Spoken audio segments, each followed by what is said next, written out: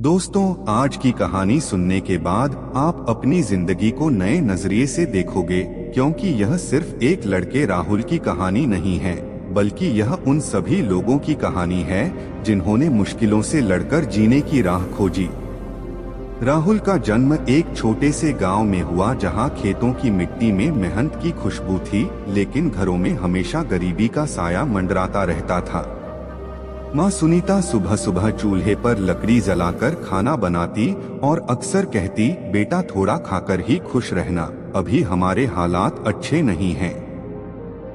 पिता महेश दिन रात खेतों में हल चलाते, लेकिन फिर भी परिवार का पेट भरना मुश्किल हो जाता।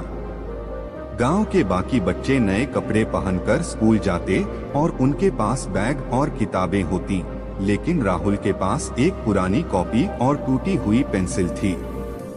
अक्सर बच्चे हंसते, देखो राहुल फटी शर्ट में स्कूल जा रहा है। माँ की आंखें ये सब देखकर भर आती, लेकिन वह हमेशा कहती, बेटा हिम्मत मत हारना, यही हालात तुझे मजबूत बनाएंगे।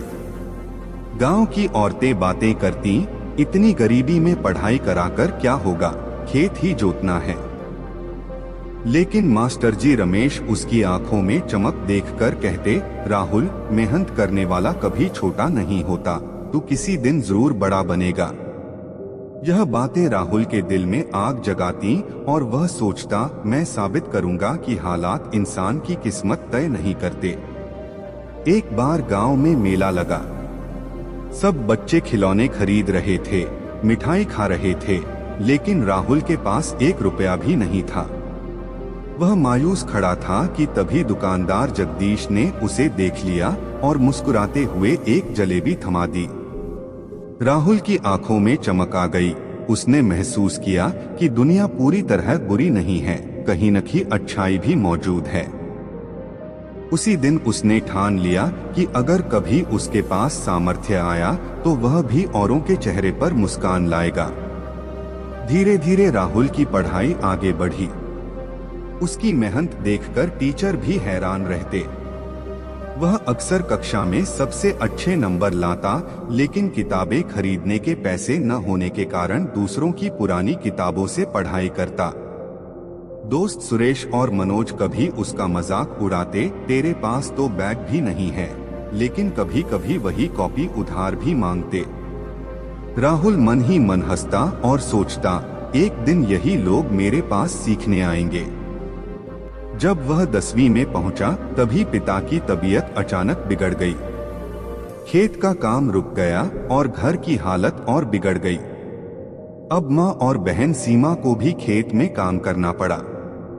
गांव के लोग बातें बनाने लगे, अब राहुल की पढ़ाई यहीं खत्म, अब तो इसे खेतों में ही काम करना होगा। लेकिन राहुल ने हार मानने की जगह पास के ढाबे पर बर्तन धोने का काम शुरू कर दिया। ढाबे का मालिक शंकर पहले तो उस पर शक करता था, लेकिन धीरे धीरे उसकी मेहनत देखकर कहने लगा, बेटा तेरी लगन देखकर लगता है तू किसी दिन जरूर बड़ा बनेगा। ढाबे पर ट्रक ड्राइवर, व्यापारी और मुसाफिर आते जाते रहते और राहुल उनसे बातें करके दुनिया को समझने लगता। एक दिन एक यात्री ने उसे कहा, पढ़ाई ही तेरे लिए सबसे बड़ा हथियार है, चाहे हालात जैसे भी हों, इसे मत छोड़ना। उस रात राहुल आसमान को देखकर सोच रहा था, मेरे पास पैसे भले न हो, लेकिन मेरे सपनों की उड़ान कोई नहीं रोक सकता। राहुल दिन में ढाबे पर बर्तन धोता और रात में मिट्टी के तेल के दिए की रोशनी में पढ़ाई करता। अक्सर उसकी आंखें नींद से भारी हो जाती, लेकिन वह खुद को जगाए रखता, क्योंकि उसे याद रहता कि मास्टर जी ने कहा था, सपने देखने वाले ही इतिहास बनाते हैं। गांव के कई लोग कहते, इतनी मेहनत से क्या होगा, बड़ा आदमी बनने के लिए पैसा चाहिए, तेरे पास तो कुछ नहीं है। लेकिन राहुल को इन तानों से और ताकत मिलती। वह सोचता, अगर दुनिया मुझे गिराने में लगी है तो इसका मतलब मैं ऊपर उठ रहा हूँ। एक दिन गांव में पंचायत लगी। लाला रामदीन और कुछ बड़े लोग कह रहे थे, गांव के बच्चों को पढ़ाने से क्या मिलेगा, सबको खेत और मजदूरी ही करनी है। राहुल यह सुनकर दुखी हुआ, लेकिन तभी गांव के बुजुर्ग ठाकुर साहब ने कहा, नहीं, शिक्षा ही असली ताकत है। अगर राहुल जैसा लड़का पढ़ लेगा तो हमारे गांव का नाम रोशन होगा। उनकी यह बात राहुल के दिल में गहराई से उतर गई। उसने ठान लिया कि चाहे कितनी भी मुश्किलें आए, वह हार नहीं मानेगा। स्कूल की वार्षिक प्रतियोगिता में राहुल ने कविता सुनाई। पूरा गांव तालियां बजाने लगा। लोग हैरान थे कि इतना गरीब लड़का इतनी अच्छी आवाज और आत्मविश्वास के साथ बोल सकता है। कुछ ने कहा, यह लड़का सच में अलग है। राहुल की मां की आंखों में आंसू आ गए, लेकिन ये आंसू गर्व के थे। लेकिन जिंदगी इतनी आसान नहीं थी। 10वीं बोर्ड की परीक्षा नजदीक थी और फीस जमा करनी थी। पिता बीमार थे, मां के पास पैसे नहीं थे और ढाबे की कमाई इतनी नहीं थी। राहुल कई दिनों तक सोचता रहा कि अब क्या होगा। तभी उसके गांव के टीचर रमेश जी ने अपनी जेब से पैसे देकर कहा, बेटा तू पढ़, तेरे सपनों को कभी अधूरा नहीं रहने दूंगा। परीक्षा का दिन आया। राहुल नंगे पैर स्कूल पहुंचा, लेकिन दिल में पूरा भरोसा था। उसने पूरी लगन से पेपर लिखा और जब रिजल्ट आया तो पूरे गांव में शोर मच गया। राहुल ने पूरे जिले में टॉप किया है। अब वही लोग जो कहते थे इससे कुछ नहीं होगा, वही उसकी तारीफ कर रहे थे। मास्टर जी ने गर्व से कहा, देखा, मैंने कहा था ना कि यह लड़का किसी दिन चमत्कार करेगा। लेकिन टॉपर बनने के बाद भी हालात आसान नहीं हुए। कॉलेज में दाखिला लेने के लिए शहर जाना जरूरी था और वहां पढ़ाई और रहने के खर्चे बहुत ज्यादा थे। राहुल का दिल टूटने लगा। उसे लगा जैसे सपने यहीं खत्म हो जाएंगे। लेकिन तभी गांव के कुछ लोग, जिनमें ठाकुर साहब, मास्टर जी और यहाँ तक कि ढाबे वाला शंकर भी शामिल था, सबने मिलकर थोड़ा थोड़ा पैसा इकट्ठा किया। उन्होंने कहा, बेटा तू हमारे गांव की उम्मीद है, तू जरूर आगे जाएगा। राहुल की आंखों में आंसू आ गए। उसने महसूस किया कि इंसान अकेला नहीं होता। अगर मेहनत और सच्चाई से चलता है तो रास्ते खुद ब खुद बनते हैं। वह शहर गया और कॉलेज की नई दुनिया में कदम रखा। वहां उसने देखा कि बच्चे अच्छे कपड़े पहनकर आते हैं, मोबाइल इस्तेमाल करते हैं, अंग्रेजी में बात करते हैं।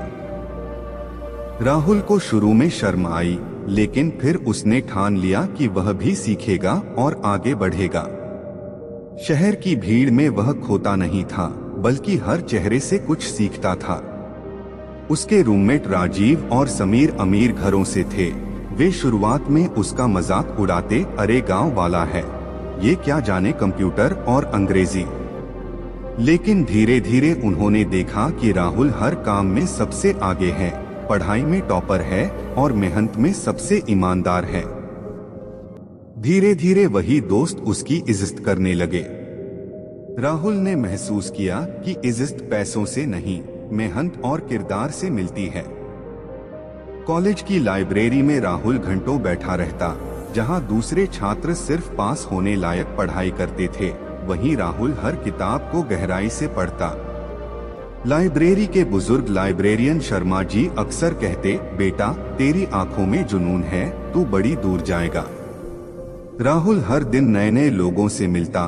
कोई प्रोफेसर जो उसे प्रोत्साहित करता, कोई साथी जो उसे नीचा दिखाने की कोशिश करता, लेकिन हर मुलाकात से वह कुछ न कुछ सीख लेता।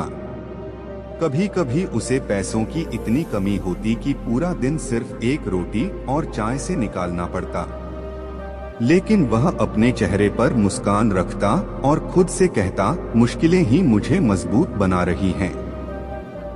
कॉलेज में हर साल एक स्पीच प्रतियोगिता होती थी।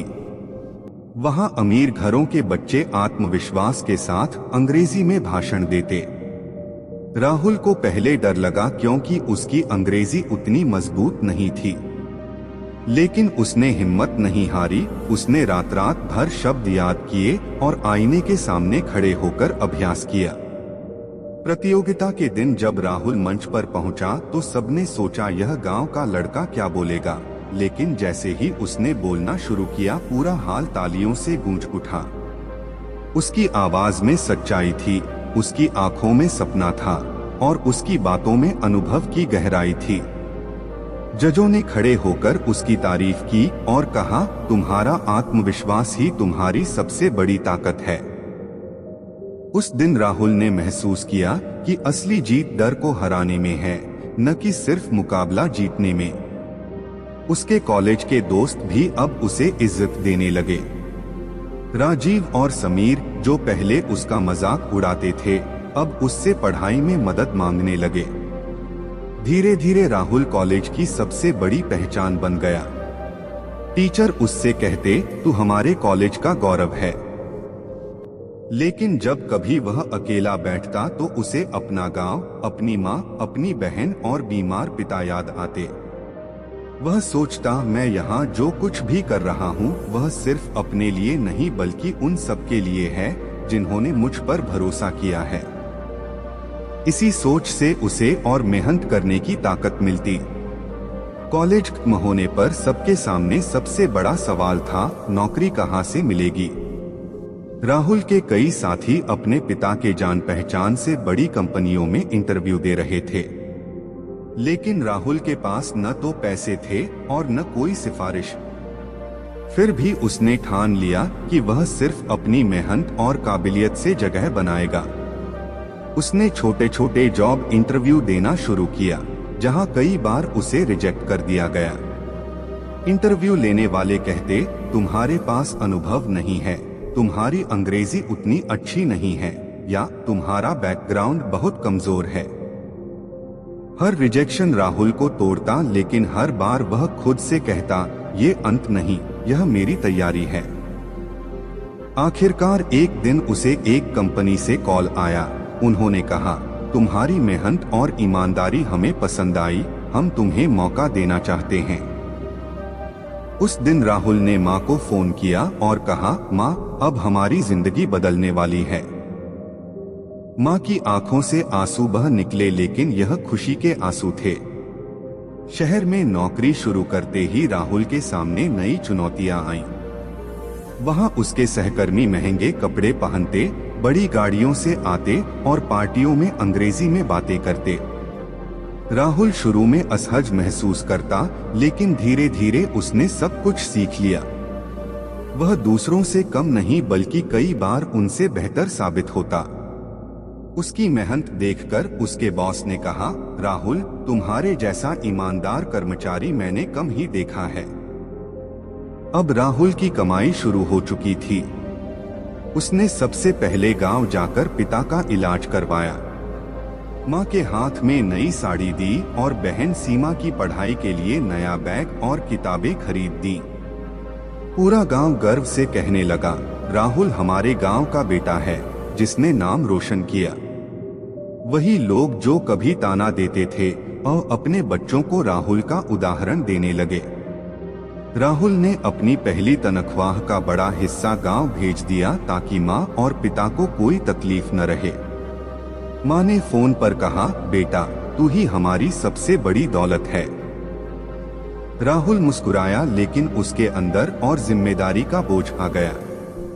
अब उसे सिर्फ अपनी ही नहीं बल्कि पूरे परिवार और गांव की उम्मीदों को पूरा करना था। कंपनी में काम करते हुए राहुल ने महसूस किया कि वहां भी राजनीति और ईर्ष्या भरी हुई थी। कई लोग उसकी तरक्की से जलते थे और कहते, ये गांव वाला लड़का इतना आगे कैसे निकल रहा है। लेकिन राहुल कभी जवाब नहीं देता, वह बस अपने काम पर ध्यान देता।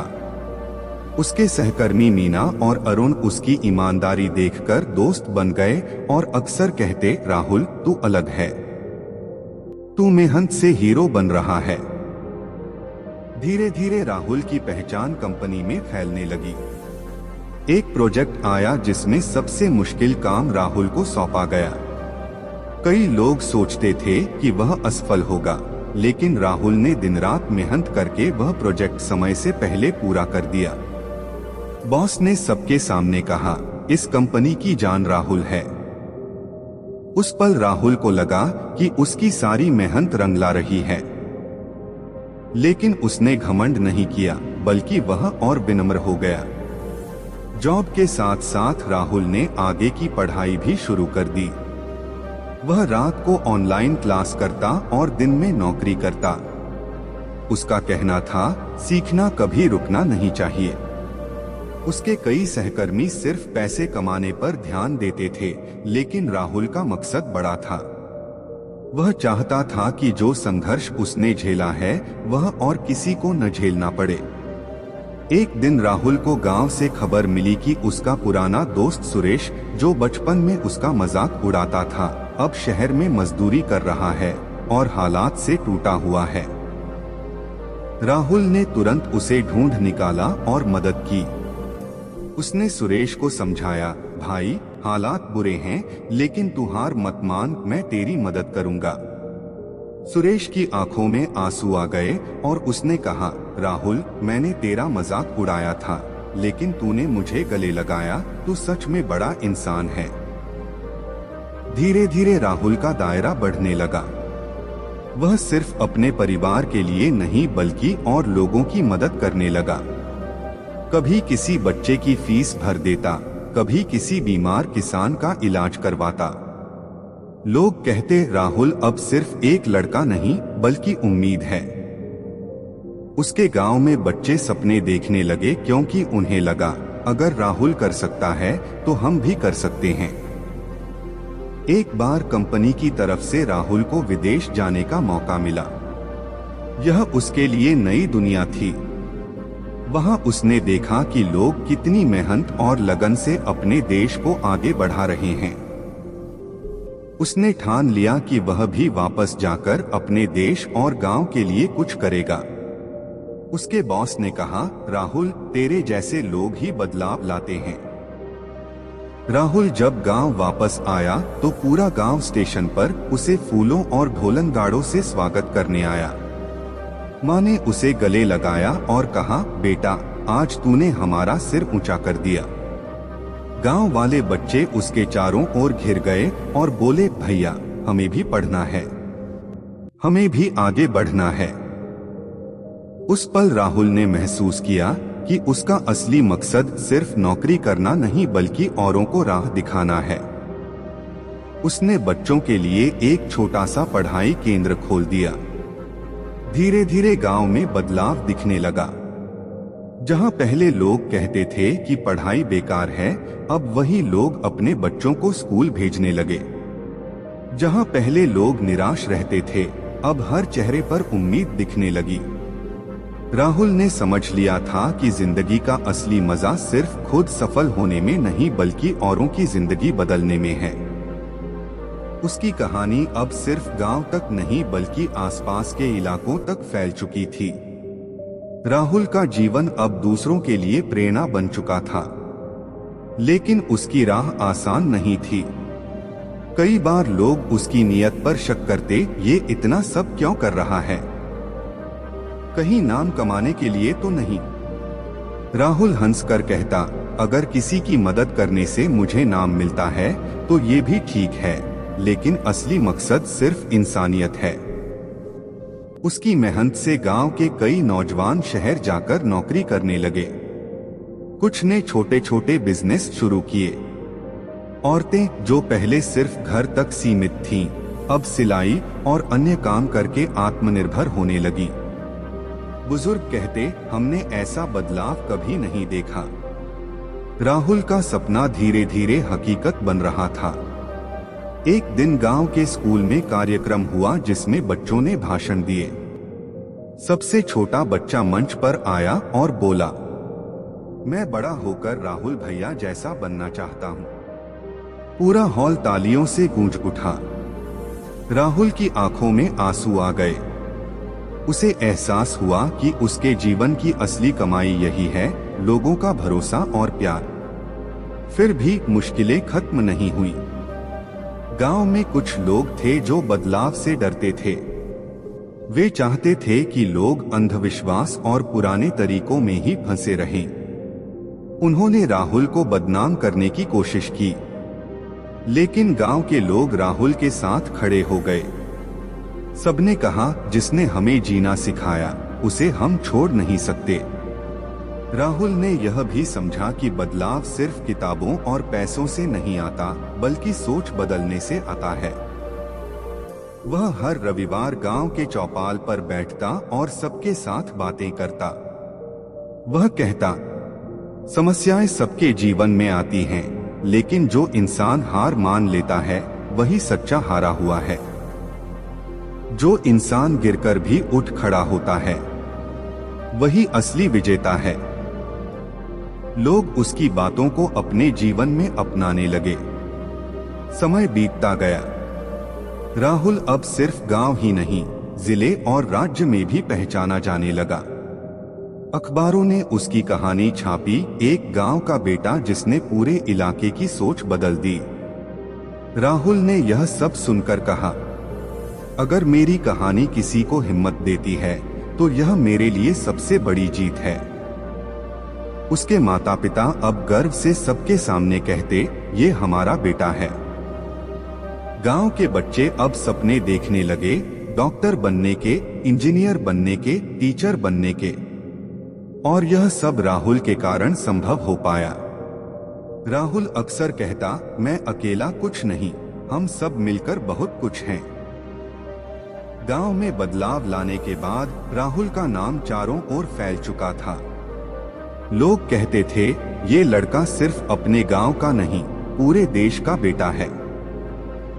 राहुल को कई शहरों में बुलाया जाने लगा ताकि वह अपनी कहानी सुना सके। हर जगह लोग खड़े होकर तालियां बजाते, बच्चे उसके साथ फोटो खिंचवाते और बुजुर्ग आशीर्वाद देते। एक बार राहुल को दिल्ली में एक बड़े सम्मेलन में बुलाया गया। वहां देश भर से हजारों छात्र और नौजवान आए थे। मंच पर राहुल ने माइक पकड़ा और कहा, दोस्तों, मैंने गरीबी देखी है, ताने सुने हैं, भूख झेली है, लेकिन मैंने कभी हार नहीं मानी। अगर मैं गांव का एक साधारण लड़का आज यहाँ खड़ा हो सकता हूँ, तो आप सब भी कर सकते हैं। पूरा हॉल तालियों से गूंज उठा। राहुल की बातें सुनकर कई युवाओं की आंखों में आंसू आ गए। कुछ ने उसी दिन ठान लिया, हम भी अपनी जिंदगी बदलेंगे। सम्मेलन के बाद सैकड़ों लड़के लड़कियां उसके पास आए और बोले, भैया, आपसे मिलकर हमें जीने की नई राह मिली। राहुल ने सबका हाथ पकड़कर कहा, मैं अकेला कुछ नहीं कर सकता, लेकिन अगर हम सब साथ चलें तो कुछ भी बदल सकते हैं। इसी दौरान राहुल ने देखा कि देश में लाखों बच्चे गरीबी और हालात की वजह से पढ़ाई बीच में छोड़ देते हैं। उसने तय किया कि अब उसकी लड़ाई सिर्फ अपने गांव के लिए नहीं बल्कि पूरे समाज के लिए होगी। उसने एक संगठन बनाया, उम्मीद की किरण। इस संगठन का मकसद था गरीब बच्चों की शिक्षा, युवाओं को कौशल सिखाना और समाज में सकारात्मक सोच फैलाना। धीरे धीरे राहुल की टीम में अलग अलग जगहों से लोग जुड़ने लगे।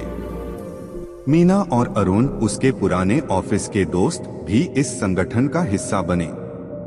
सुरेश, बचपन का दोस्त, अब बच्चों को पढ़ाने लगा। यह देख राहुल की आंखें भर आईं। कभी तुमने मेरा मजाक उड़ाया था और आज तुम मेरी सबसे बड़ी ताकत हो। सुरेश मुस्कुराया और बोला, राहुल, तूने मुझे जीना सिखाया है। लेकिन जितना बड़ा सपना होता है, उतनी ही बड़ी मुश्किलें भी आती हैं। कई बार फंड की कमी हो जाती, लोग शक करने लगते कि पैसे कहाँ जा रहे हैं। कुछ लोग उसके खिलाफ अफवाहें फैलाते, ये संगठन तो बस दिखावा है। राहुल हिम्मत नहीं हारा। वह साफ शब्दों में कहता, अगर कोई हम पर शक करता है तो हमें और ईमानदारी से काम करना होगा। सच हमेशा जीतता है। उसने सोशल मीडिया का इस्तेमाल किया। बच्चों की कहानियां, उनकी प्रगति और मेहनत दुनिया तक पहुंचाई। लोग प्रभावित हुए और मदद के लिए हाथ बढ़ाने लगे। कई बड़े बिजनेसमैन और सामाजिक संगठन राहुल से जुड़े। अब उसका काम गांव से निकलकर शहरों और राज्यों तक पहुंच चुका था। एक दिन राहुल को विदेश से निमंत्रण मिला। उसे एक अंतर्राष्ट्रीय मंच पर अपनी बात रखने का मौका मिला। वहां उसने कहा, मेरे देश के बच्चे सिर्फ भूखे पेट सोने वाले नहीं बल्कि भविष्य के सितारे हैं। अगर उन्हें मौका मिले तो वे पूरी दुनिया को रोशन कर सकते हैं। उसके शब्दों ने हर किसी का दिल जीत लिया। राहुल के भाषण के बाद विदेश में बैठे कई भारतीय और विदेशी लोग उसकी सोच से प्रभावित हुए। उन्होंने कहा, हमें ऐसे युवाओं की जरूरत है जो सिर्फ अपने लिए नहीं बल्कि समाज के लिए जीते हैं।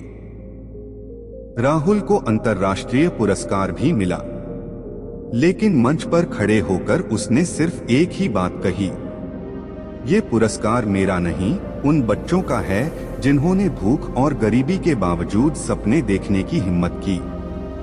गांव लौटते समय पूरा गांव गर्व से भर उठा। बच्चे दौड़कर उसके पास आए और बोले, भैया अब हमें भी बड़ा बनना है। बुजुर्ग बोले, बेटा तूने हमारे सपनों को फिर से जिंदा कर दिया। लेकिन राहुल जानता था कि असली काम अभी बाकी है। वह चाहता था कि शिक्षा और रोजगार हर गांव तक पहुंचे। उसने उम्मीद की किरण संगठन को और मजबूत बनाने के लिए नए नए प्रोग्राम शुरू किए। एक शिक्षा केंद्र जहां गरीब बच्चे मुफ्त में पढ़ सकें। 2 कौशल प्रशिक्षण, युवाओं को कंप्यूटर, सिलाई, कारीगरी और टेक्नोलॉजी सिखाना।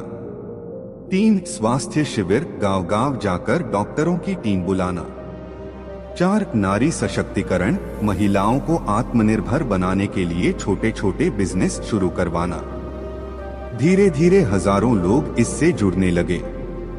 अब राहुल अकेला नहीं रहा बल्कि एक आंदोलन खड़ा हो चुका था। लेकिन जैसे जैसे उसका काम बड़ा होता गया वैसे वैसे राजनीति और विरोध भी सामने आने लगा। कुछ नेता कहते, ये लड़का हमारा प्रभाव खत्म कर देगा। उन्होंने उसके रास्ते में रुकावटें डालनी शुरू की। कभी फंडिंग रोक दी जाती, कभी कार्यक्रम रद्द करवा दिए जाते। राहुल ने हार नहीं मानी। वह सबको समझाता, हम किसी के खिलाफ नहीं बल्कि सबके लिए काम कर रहे हैं। राहुल की लोकप्रियता इतनी बढ़ गई कि लोग उसे चुनाव लड़ने के लिए कहने लगे। लेकिन उसने साफ मना कर दिया, मेरा मकसद राजनीति नहीं बल्कि लोगों के दिल जीतना है। यह सुनकर लोग और प्रभावित हुए क्योंकि उन्हें लगा कि राहुल सच में निस्वार्थ भाव से काम कर रहा है। एक दिन राहुल का सामना शहर के एक बड़े उद्योगपति से हुआ।